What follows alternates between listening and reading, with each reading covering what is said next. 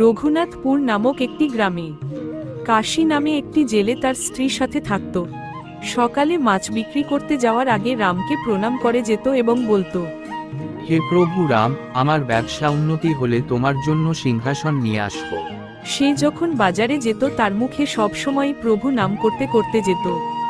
হে রাম হে রাম হে রাম হে রাম হে রাম হে রাম হে রাম হে রাম হে রাম হে রাম। তাড়াতাড়ি মাছটা দাও, তাড়াতাড়ি মাছটা দাও। গ্রামের লোকেরা জেলের মুখে রামে নাম শুনে তাকে নিয়ে আলোচনা করত। কথায় বলে না, ভূতের মুখে রাম নাম, এমনই অবস্থা। একদিন জেলে মাছ ধরতে গিয়ে তার জালে একটি শিলা উঠে আসে। সেই শিলাটা দিয়ে সে মাছের আঁশ ছাড়াতে কাজে লাগায়। তারপর থেকে কাশিরামের ব্যবসা খুব ভালো চলতে শুরু করে। একদিন তার দোকানে একটি জহুরি আসে, সে শিলাটা দেখে চিনতে পেরে যায়।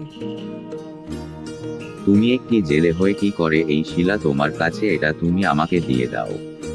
এমন কথা বলতে বলতে শিলা হাতে তুলে নেয়। তারপর বাড়িতে ফিরে আসে।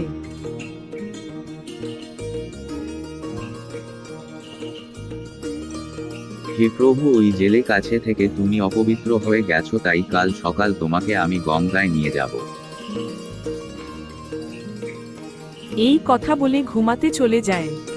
হঠাৎ স্বপ্নের মধ্যে শ্রীরাম এসে তাকে বলে, তুই যার কাছে থেকে নিয়ে এসেছিলিস কাল সকালে তার কাছে দিয়ে আসবি, এটা আমার আদেশ। সকালবেলায় জহুরি জেলের বাড়িতে গিয়ে সেই শিলা ফিরিয়ে দেয়। সত্যি তুমি শ্রীরামের পরম ভক্ত।